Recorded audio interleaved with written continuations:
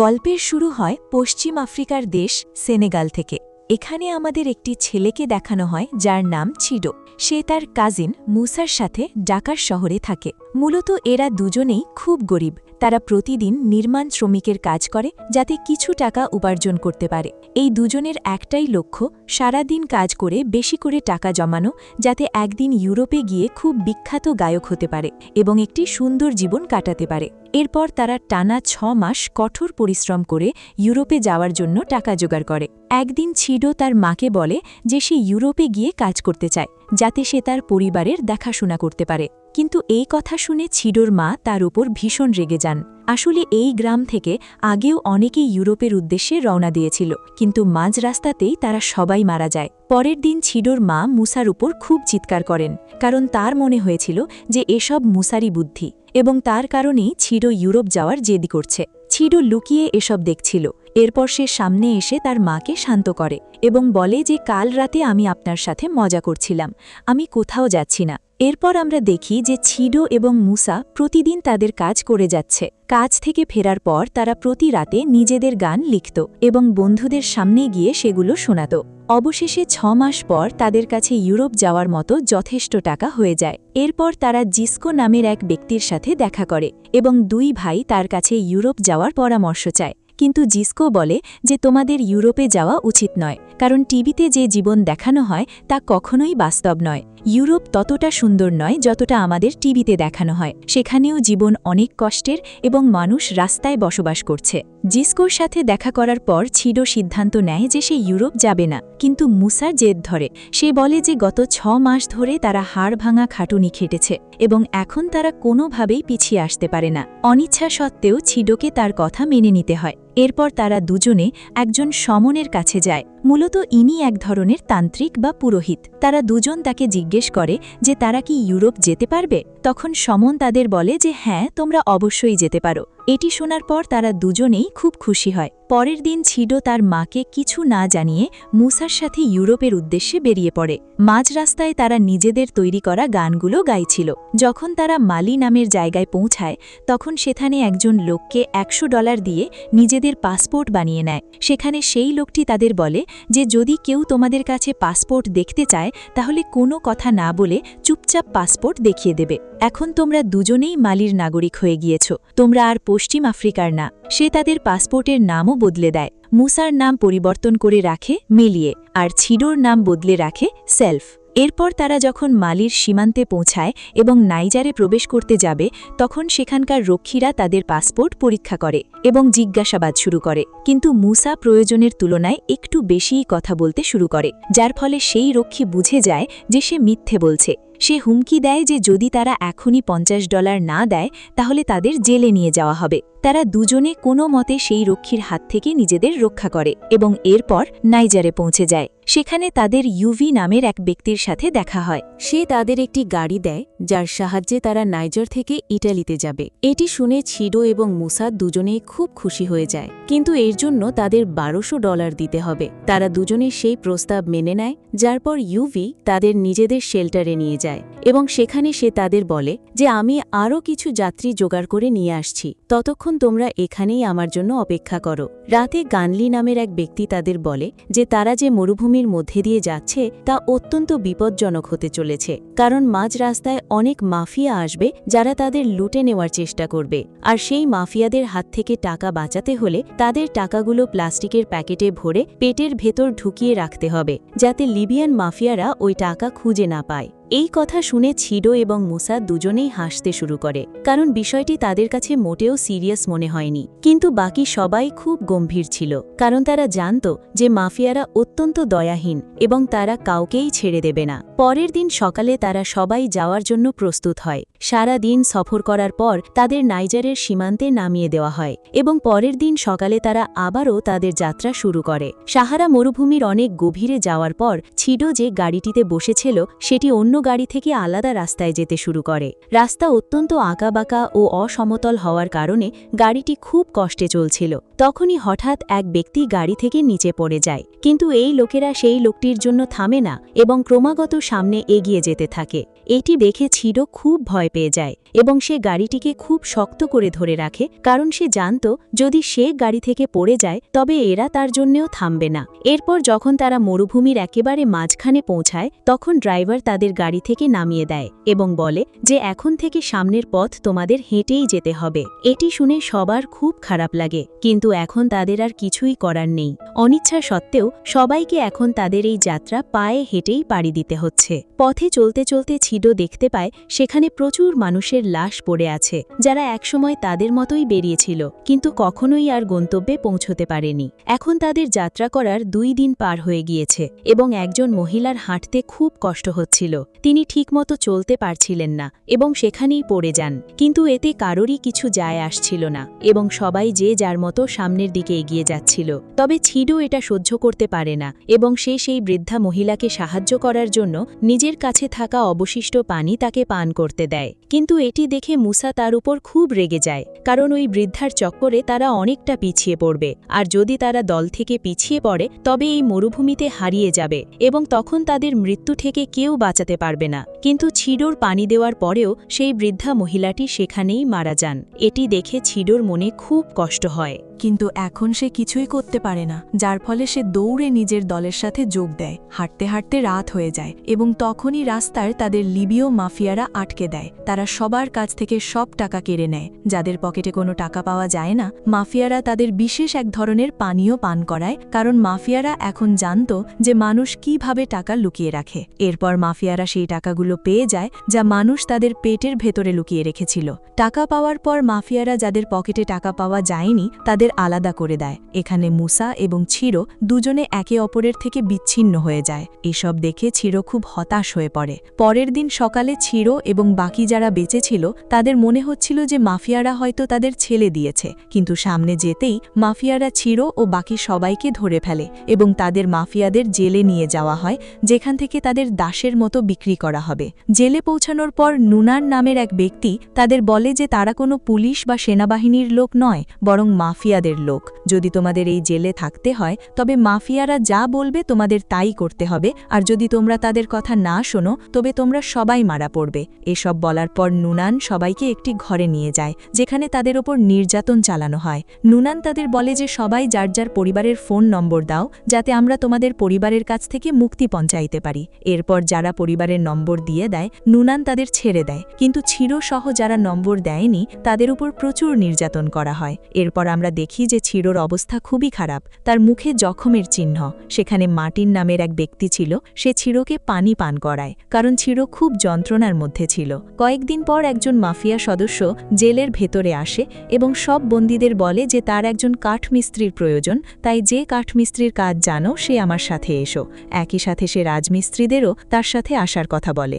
আসলে এরা এখন এদের দিয়ে কাজ করিয়ে নিতে চায়। এটি শোনার পর মার্টিন হাত তোলে এবং সে ছিডোকেও হাত তুলতে বলে। তারা যখন বাইরে আসে তখন ইয়ানুম নামের এক ব্যক্তি ছিডোকে $500 কিনে নেয়, কিন্তু মার্টিন তাকে বলে যে সে একা কাজ করতে পারবে না, তার একজন সাহায্যকারী চায়। সে বলে যে তারা দুজনে একসাথে কাজ করতে পারে। এ কথা শুনে সেই মাফিয়া লোকটি মার্টিনের কথা মেনে নেয়। যখন তারা কাজের জায়গায় পৌঁছয় তখন সেই লোকটি জানায় যে তার বসের বাড়ির চারপাশ দিয়ে একটি দেয়াল তৈরি করতে হবে।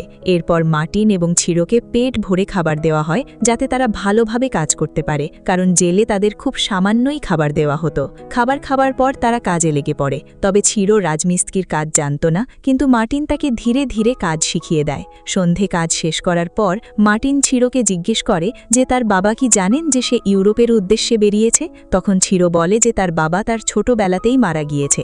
সে আরও বলে যে বাড়িতে তার মা আছেন, যিনি জানেন না যে সে তার ভাইয়ের সাথে ইউরোপের উদ্দেশ্যে বেরিয়ে এসেছে।